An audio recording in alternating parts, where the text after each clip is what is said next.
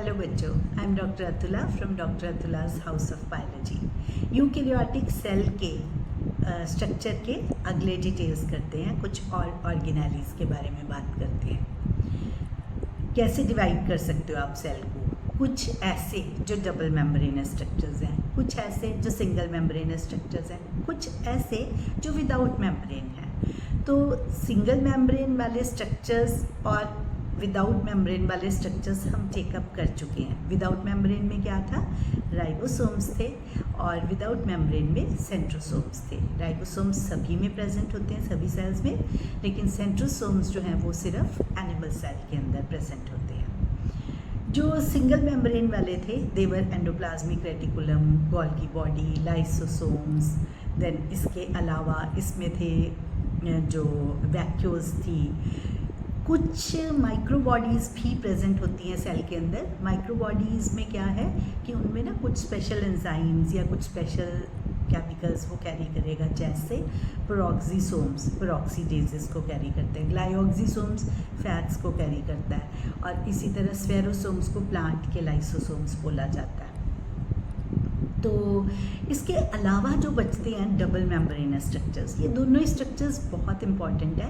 We are talking about mitochondria and plastids. तो जो mitochondria और प्लास्टिड है ना, इन दोनों में बहुत सारी सिमिलैरिटीज़ हैं कि आप अगर देखो तो दोनों के स्ट्रक्चर कैसे हैं, डबल मेम्ब्रेनस स्ट्रक्चर्स हैं दोनों के। हम एक एक करके टेकअप करते हैं, उसके बाद हम इसका कंपैरिजन भी करेंगे। माइटोकॉन्ड्रिया को आप बिना स्टेन किए नहीं देख सकते, तो जेनस ग्रीन नाम का एक स्टेन होता है जिससे माइटोकॉन्ड्रिया को हम सेल के अंदर विजुलाइज कर सकते हैं। जितना एक्टिव सेल होगा, फिजियोलॉजिकल एक्टिविटी अगर ज़्यादा होगी सेल की, उसमें माइटोकॉन्ड्रिया का उतना ही नंबर भी ज़्यादा होगा। सॉसेज शेप, सिलिंड्रिकल, जैसे 0.2 से लेके 1 माइक्रोन तक, एवरेज 0.5 माइक्रोन तक इसका साइज़ होता है। लेंथ वाइज देखें तो 1 से लेके 4.1 माइक्रोन्स तक इसकी लेंथ होती है। डबल मेम्ब्रेन स्ट्रक्चर है, अभी जैसे हमने बात की outer membrane and inner membrane. तो इससे क्या होता है, जो ल्यूमन है दो एक्वस कंपार्टमेंट्स में डिवाइड हो जाता है। एक आउटर पार्ट है, एक इनर पार्ट है। इनर पार्ट में तो होता है होमोजीनियस थिक मैट्रिक्स। ये जो आउटर पार्ट है उसमें क्या है, वो पूरी कंटिन्यूस लिमिटिंग बाउंड्री बना देती है माइटोकॉन्ड्रिया की। इनर मेम्ब्रेन जो है वो इन फोल्ड्स बने होते हैं, ऐसे ऐसे करके finger like projections. We call them cristae. Cristae जो है ये सरफेस एरिया माइटोकॉन्ड्रिया का बढ़ाते हैं। साथ ही साथ क्रिस्टी के ऊपर एलिमेंट्री पार्टिकल्स या F0 F1 पार्टिकल, या इसको हम ऑक्सीसोम्स बोलते हैं, वो भी प्रेजेंट होते हैं। They are tennis racket shape structures. ये जो है, ये जब ATP का सिंथेसिस होना होता है उस टाइम पे ये एक मेजर पार्ट ऑक्सीडेटिव फॉस्फोरिलेशन में प्ले करते हैं ऑक्सीसोम्स। जितना माइटोकॉन्ड्रिया का स्ट्रक्चर है, इसके अंदर आउटर और इनर मेम्ब्रेन के ऊपर रेस्पिरेशन से रिलेटेड एंजाइम्स होते हैं। इसी में हमारे पास इलेक्ट्रॉन ट्रांसपोर्ट चेन भी चलती है। तो इस वजह से बहुत सारा ATP यहाँ पर सिंथेसाइज होता है। एरोबिक रेस्पिरेशन का साइट हुआ ना ये, तो इसी वजह से इसे बोला जाता है power house of the cell, mitochondria को। अब अगर हम देखें तो इसके अंदर अपना खुद का DNA है, RNA है, राइबोसोम्स हैं। इसका जो कंपोनेंट्स चाहिए होते हैं प्रोटीन सिंथेसिस के लिए, वो भी माइटोकॉन्ड्रिया अपने में कैरी करता है। ATP का सिंथेसिस भी कर रहा है। तो ATP के सिंथेसिस को बोलते हैं फॉस्फोरिलेशन। तो इसमें कैसी होती है, ऑक्सीडेटिव फॉस्फोरिलेशन एग्जिस्ट करती है। ये बेसिक था माइटोकॉन्ड्रिया के बारे में। अब हम बात करते हैं सेकेंड ऑर्गेनेली जो डबल मेम्ब्रेन है। We call it plastid. Plastids सिर्फ प्लांट सेल में होते हैं, जैसे पीछे हमने स्ट्रक्चर किया था सेंट्रोसोम्स सिर्फ एनिमल सेल में थे। इसी तरह से प्लांट में cell wall, plastid as well as बड़े साइज की वैक्यूल। तो अब हम टेकअप कर रहे हैं प्लास्टिड। प्लास्टिड के अंदर 3 टाइप्स होती हैं, क्लोरोप्लास्ट, क्रोमोप्लास्ट, ल्यूकोप्लास्ट। क्लोरोप्लास्ट जितना भी ग्रीन कलर का प्लास्टिड है, we call it chloroplast. Green क्यों होता है कलर? इसके अंदर क्लोरोफिल की प्रेजेंस होती है। क्लोरोफिल की वजह से ग्रीन कलर। कुछ कैरोटीनॉइड्स भी क्लोरोप्लास्ट अपने में कैरी करता है। Second, chromoplast. ग्रीन को छोड़ के जो भी कलर्स हैं, जैसे ऑरेंज है, रेड है, ये डिफरेंट जो कलर्स हैं वो सारे के सारे क्रोमोप्लास्ट के अंदर आते हैं। तो जो फ्रूट्स पक जाते हैं उनका कलर चेंज हो जाता है, वो सारा क्रोमोप्लास्ट की वजह से होता है। इसमें भी कैरोटीनॉइड्स होते हैं। बेसिकली क्या होता है? ज़ैंथोफिल्स एंड कैरोटीन्स की प्रेजेंस होती है। तीसरी टाइप है ल्यूकोप्लास्ट। ल्यूकोप्लास्ट जो है दे आर कलरलेस प्लास्टिड्स। तो कलरलेस प्लास्टिड्स हैं, क्या करते हैं? स्टोरेज का फंक्शन परफॉर्म करते हैं। उसमें भी स्टोरेज में फर्दर कैटेगरीज है। We call them aleuroplast, amyloplast and then उसके बाद इलियोप्लास्ट। तो जैसे एल्यूरोप्लास्ट है वो क्या है? प्रोटीन्स को स्टोर करने वाले जितने भी ल्यूकोप्लास्टिड्स हैं, तो वो हमारे पास प्रोटीन स्टोरिंग हो गए सारे एल्यूरोप्लास्ट। उसके बाद इलियोप्लास्ट जो हैं they are all oil and fat storing. तीसरा है एमाइलोप्लास्ट जो कार्बोहाइड्रेट्स को और शुगर्स को, स्टार्चेस को स्टोर करते हैं। जैसे पोटैटो में स्टार्च स्टोर होता है, तो वो हमारे पास एमाइलोप्लास्ट का एग्जाम्पल है। कहाँ होते हैं? इनकी प्रेजेंस जो है वो मीज़ोफिल के सेल्स में होते हैं। आपको याद होगा लीफ के अंदर जो एपिडर्मिस के नीचे वाली लेयर है, we call it mesophyll. Mesophyll के अंदर क्लोरोप्लास्ट इस तरीके से अरेंज होते हैं कि वो सोलर एनर्जी को ट्रैप कर सकें। तो कोई लेंस शेप है, कोई ओवल है। एल्गी के अंदर बहुत वेरिड टाइप्स होते हैं, जैसे कप शेप होता है क्लेमाइडोमोनस के अंदर, जिग्नीमा में स्टार शेप होता है, डिफरेंट टाइप की रिबन शेप इन स्पायरोगायरा, अलग अलग तरह के शेप्स और साइजेस होते हैं। और इसी तरह से क्लोरोप्लास्ट का नंबर भी वेरी करता है फ्रॉम प्लांट टू प्लांट। धूप में है तो ज़्यादा होगा क्लोरोप्लास्ट की प्रेजेंस। तो इस तरह की चीज़ें क्लोरोप्लास्ट से रिलेटेड, सारा क्लोरोफिल को कंटेन करने वाला स्ट्रक्चर हो गया। जैसे माइटोकॉन्ड्रिया डबल लेयर था, ये भी डबल लेयर्ड है।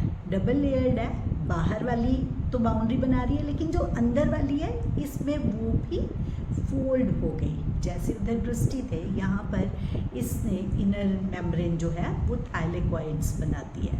थाइलेक्वाइड्स मिलकर स्टैक की फॉर्म में एक के ऊपर एक पड़े होते हैं, तो वो स्टैक मिलके बना देता है ग्रैनम सिंगुलर। ग्रैना इसी का प्लूरल है। ग्रैना के कुछ स्टैक्स जैसे पड़े हैं, उनमें आपस में भी कनेक्टिविटी है, उसे हम बोलते हैं स्ट्रोमा लैमेली। यहाँ पर जो मैट्रिक्स होता है क्लोरोप्लास्ट का, उसे स्ट्रोमा बोला जाता है। और ये सारे जो स्टैक्स वाले स्ट्रक्चर हैं वो ग्रैना है। इनकी अपनी अपनी अलग सिग्निफिकेंस है। ग्रैना जो है वो लाइट रिएक्शन के लिए रिस्पॉन्सिबल होता है, फोटोसिंथेसिस के, और जो स्ट्रोमा है वो डार्क रिएक्शन ऑफ फोटोसिंथेसिस के लिए रिस्पॉन्सिबल होता है। अगेन इसके अंदर भी क्या है? क्लोरोप्लास्ट के अंदर इसमें जैसे वहाँ पर वो था ना F0 F1 पार्टिकल, यहाँ पर क्या होता है? कपलिंग फैक्टर होता है CF0 CF1। ये पार्टिकल्स भी एग्जैक्टली वही काम करते हैं जो उधर F0 F1 पार्टिकल करते थे माइटोकॉन्ड्रिया के अंदर। क्या करते हैं? ऑक्सीडेटिव फॉस्फोरिलेशन में हेल्प करते हैं, केमिकली सिंथेसाइज करने में, प्रोटॉन ग्रेडियंट के इन्फ्लुएंस के अंडर। आप इसके डिटेल्स फोटोसिंथेसिस में पढ़ेंगे। अब जो क्लोरोप्लास्ट है वो DNA, RNA, अपना प्रोटीन बनाने की मशीनरी, सारा कुछ कैरी करता है। दोनों में इंटरेस्टिंग फीचर क्या है? माइटोकॉन्ड्रिया क्लोरोप्लास्ट में 70S टाइप ऑफ राइबोसोम्स होते हैं। तो 70S राइबोसोम्स वैसे कहाँ है? प्रोकैरियोटिक सेल के अंदर। तो एक ना थ्योरी कहती है कि ये पहले इनिशियली कोई प्रोकैरियोटिक ऑर्गेनिजम्स थे जो अर्ली स्टेजेस ऑफ एवोल्यूशन में ये सेल के अंदर घुस गए। बदले में जैसे माइटोकॉन्ड्रिया ने रेस्पायर करके ATP का सिंथेसिस करना शुरू कर दिया और क्लोरोप्लास्ट ने उससे सोलर एनर्जी ट्रैप करनी शुरू कर दी। अदरवाइज़ तो सेल के पास कोई पावर नहीं है क्लोरोप्लास्ट के अलावा कि वो सोलर एनर्जी को टेकअप कर सके। तो ये हमारे पास है सारा क्लोरोप्लास्ट से रिलेटेड। चलो अब हम कंपेयर करते हैं माइटोकॉन्ड्रिया और क्लोरोप्लास्ट को। दोनों के अंदर सिमिलैरिटीज़ क्या हैं। दोनों के अंदर अपना अपना डीएनए है, आरएनए है, प्रोटीन्स की मशीनरी है, राइबोसोम्स की प्रेजेंस है, सेमी ऑटोनमस स्ट्रक्चर्स हैं। सेमी ऑटोनमस स्ट्रक्चर्स का मतलब क्या है कि दोनों सेल्फ रेप्लिकेटिंग है लेकिन वो न्यूक्लियस के कंट्रोल के अंदर है। लेकिन क्या डिफरेंस है, रेस्पिरेशन का सारा प्रोसेस, एरोबिक रेस्पिरेशन मतलब कैटाबॉलिक एक्टिविटीज़ होती हैं माइटोकॉन्ड्रिया के अंदर, और एनाबॉलिक एक्टिविटीज़ मींस फोटोसिंथेसिस होता है क्लोरोप्लास्ट के अंदर। तो यही बेसिक डिफरेंसेस हैं। विद दिस हमारे ऑर्गेनेलीज सारे कंप्लीट हो जाते हैं। टेकअप करते हैं न्यूक्लियस को। न्यूक्लियस जो है वो सारा ऑल कंट्रोलिंग फैक्टर कि भाई जितना भी सारा प्रोटोप्लाज्म वाला मटेरियल था उसमें साइटोप्लाज्म को छोड़ के जो कुछ भी बचा वो हमारे पास ये सारा न्यूक्लियस वाला स्ट्रक्चर है। तो इसके अंदर क्या होता है, न्यूक्लियस में जो इंटरफेजिक न्यूक्लियस अगर हम एक देखते हैं तो उसके अंदर क्रोमेटिन रेटिकुलम होता है। क्रोमेटिन नेटवर्क या क्रोमेटिन रेटिकुलम क्या किसका बना हुआ है, डीएनए का बना हुआ है। तो अल्टीमेटली कंपैक्ट होके जब सेल डिवीजन की फेज़ में जाता है यही चीज़ जो है वो क्रोमोसोम में कन्वर्ट हो जाती है। क्रोमेटिन का कॉम्पोजिशन देखें तो उसमें डीएनए है, हिस्टोन्स हैं, कुछ नॉन हिस्टोन प्रोटीन्स हैं, आरएनए है। तो ये हमारे पास कॉम्पोजिशन बनती है। जब वो क्रोमोसोम में कन्वर्ट हो जाता है तो क्रोमोसोम के अंदर सेंटर में सेंट्रोमियर है और सेंट्रोमियर के दोनों साइड पे नॉब लाइक स्ट्रक्चर्स हैं, we call them kinetochores. Kinetochore वो साइट है जहाँ पर सेल डिवीजन के टाइम पे स्पिंडल आकर अटैच होगा। दूसरी तरफ जो क्रोमेटिन रेटिकुलम को छोड़ दो तो जो बचा वो न्यूक्लियर मैट्रिक्स हो गया, इसे हम बोलते हैं न्यूक्लियोप्लाज्म। तो इन अदर वर्ड्स अगर हम कहें तो न्यूक्लियोप्लाज्म के अंदर जो क्रोमोसोम्स हैं या क्रोमेटिन रेटिकुलम है वो पूरा पड़ा हुआ है। न्यूक्लियोप्लाज्म में ही कई बार ज़्यादा न्यूक्लियोलाई भी प्रेजेंट होते हैं। न्यूक्लियोलस सिंगुलर है, न्यूक्लियोलाई प्लूरल है। न्यूक्लियोलस राइबोसोम और सेंट्रोसोम के साथ एक कैरेक्टर शेयर करता है कि दिस इज नॉन मेम्ब्रेनस, पर ये न्यूक्लियस के अंदर है, नॉन मेम्ब्रेनस स्ट्रक्चर है। राइबोसोमल आरएनए का न्यूक्लियोलस बना होता है, तो ये क्या करेगा, सिंथेसिस ऑफ राइबोसोम्स करेगा।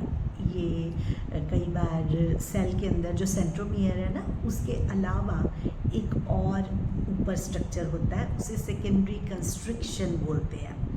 जैसे सेंट्रोमियर का सिनोनिम है प्राइमरी कंस्ट्रिक्शन, वैसे ये सेकेंडरी कंस्ट्रिक्शन कहलाती है। सेकेंडरी कंस्ट्रिक्शन से एक छोटा सा क्रोमोसोम का हिस्सा गोल सा हो जाता है, तो जैसे सैटेलाइट होता है ना तो वैसे लुकलाइक होती है, that's why call it satellite chromosome, जो इसको बियर करता है। या उस रीजन को बोला जाता है NOR region, nucleolar organizing region. तो ये साइट है जहाँ से न्यूक्लियोलस ओरिजिनेट होता है। न्यूक्लियोलस का क्या फंक्शन है, RNA का सिंथेसिस करता है। तो जो भी प्रोटीन सिंथेसिस वाले सेल्स होंगे उनके अंदर न्यूक्लियोलस का नंबर 1 से ज़्यादा भी हो सकता है। इसके अलावा जो न्यूक्लियर मेम्ब्रेन है, न्यूक्लियस के अराउंड जो मेम्ब्रेन है, न्यूक्लियस मेम्ब्रेन कैसे बनी होती है, आउटर और इनर मेम्ब्रेन।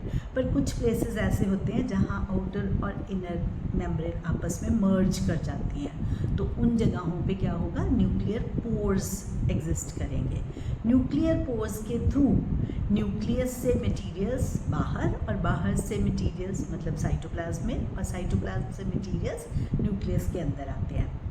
जब एंडोप्लाज्मिक रेटिकुलम पढ़ा था तब हमने किया था कि RER जो है, रफ एंडोप्लाज्मिक रेटिकुलम, वो न्यूक्लियस के साथ कंटिन्यूएशन में भी एग्जिस्ट करता है कि राइबोसोम आउटर न्यूक्लियर मेम्ब्रेन के ऊपर भी प्रेजेंट होते हैं।